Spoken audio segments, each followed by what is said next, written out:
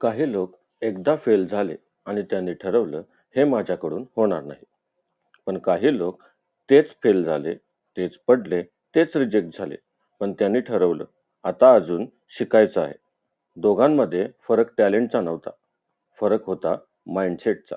तुमचं आयुष्य बदलणारं सत्य हे आहे.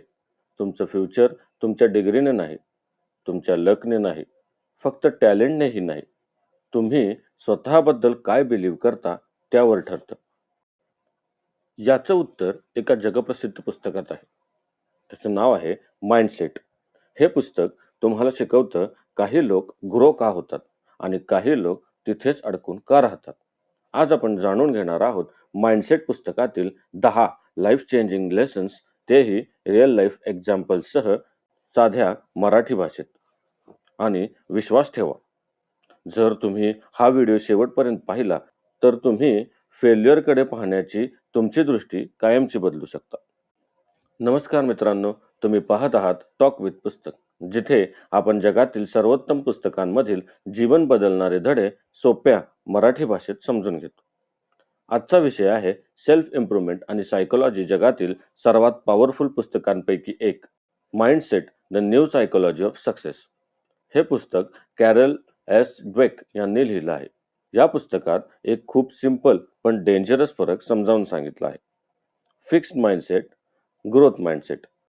आणि हाच फरक ठरवतो तुम्ही चॅलेंज ॲक्सेप्ट कराल का, फेल्युअर नंतर उठाल का, मेहनतीवर विश्वास ठेवाल का, की स्वतःला आधीच लिमिट कराल.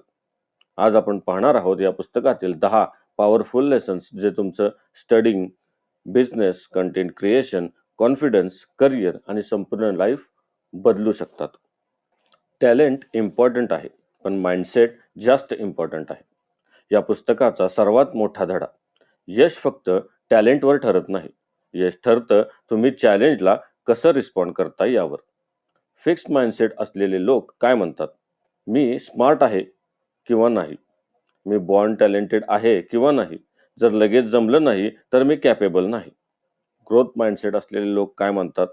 मी अजून शिकलो नाही, मी इम्प्रूव्ह होऊ शकतो, प्रॅक्टिसने स्किल वाढते. 2 मुलं मॅथ्स शिकत आहेत. पहिला म्हणतो मला मॅथ्स जमत नाही, तर दुसरा म्हणतो मला अजून मॅथ्स जमत नाही.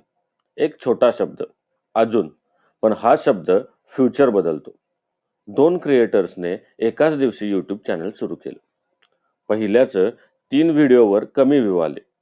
तो म्हणाला माझं फेस चांगलं नाही, आवाज चांगला नाही, माझ्याकडून नाही होणार. त्याने चॅनल बंद केलं.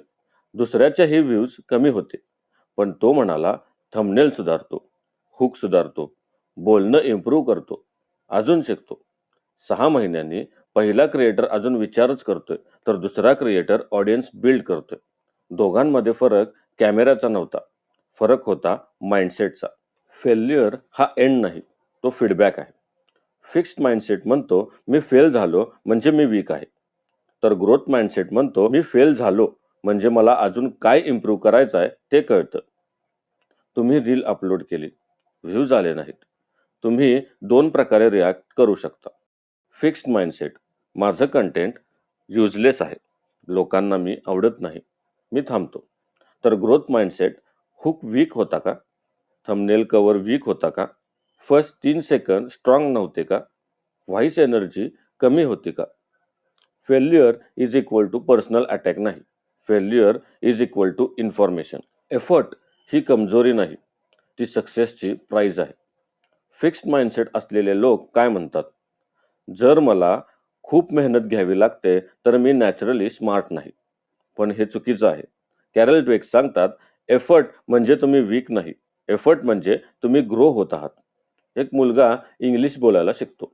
पहिल्या दिवशी ऑकवर्ड वाटतं, लोक हसतात, तो म्हणतो मी इंग्लिश पर्सन नाही. पण जर तो रोज 10 मिनिटं प्रॅक्टिस करतो, 3 महिन्यांनी फरक दिसतो. Effort reveals growth. चॅलेंज टाळू नका, त्यातच ग्रोथ असते.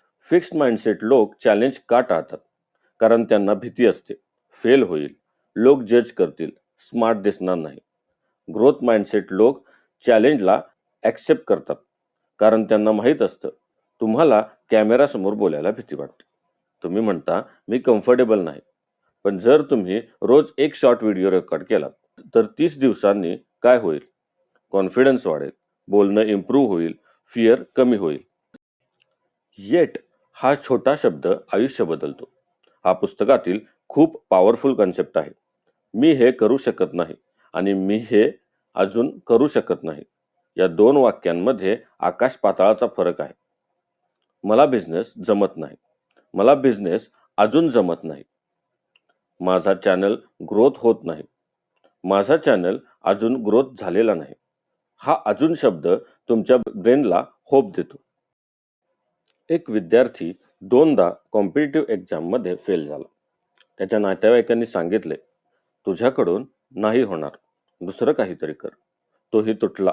पण एक दिवस त्याने स्वतःला एक सेंटेन्स सांगितलं, मी फेल नाही, मी अजून रेडी नाही. त्याने स्ट्रॅटेजी बदलली, वीक सब्जेक्ट ओळखले, रोज मॉक टेस्ट दिले, डिस्ट्रॅक्शन्स कमी केले. 3ऱ्या प्रयत्नात तो पास झाला. काय बदलला असेल? Notes, time. सर्वात जास्त बदलला तो त्याचा माइंडसेट. क्रिटिसिझमला अटॅक समजू नका, इम्प्रूव्हमेंट टूल समजा.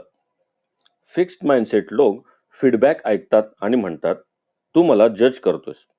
ग्रोथ माइंडसेट लोक फीडबॅक ऐकतात आणि म्हणतात, थँक्स, मला इम्प्रूव्ह करायला मदत झाली. तुमच्या यूट्यूब व्हिडिओवर कमेंट आली, व्हॉइस एनर्जी कमी आहे, तुम्ही रिॲक्ट करू शकता, हा हेटर आहे. किंवा कदाचित मला डिलिव्हरी इम्प्रूव्ह करायला हवी. सगळा फीडबॅक युजफुल नसतो, पण युजफुल फीडबॅक इग्नोर करणं डेंजरस आहे. दुसऱ्याचं यश पाहून जळू नका, शिका. फिक्स्ड माइंडसेट म्हणतो तो सक्सेसफुल आहे म्हणजे मी कमी आहे. तर ग्रोथ माइंडसेट म्हणतो तो सक्सेसफुल आहे म्हणजे मी त्याच्याकडून काहीतरी शिकू शकतो. Comparison should becomes education, not frustration. Labelling स्वतःला लिमिट करतं. लोक स्वतःलाच लेबल देतात. मी इंट्रोवर्ट आहे, मी बिझनेस माइंडेड नाही, मी कॅमेरा पर्सन नाही, मी लीडरशिप मटेरियल नाही. ही लेबल्स डेंजरस आहेत, कारण मग तुम्ही प्रयत्नच करत नाही. तुम्ही म्हणता मी सेलर नाही, पण खरं काय?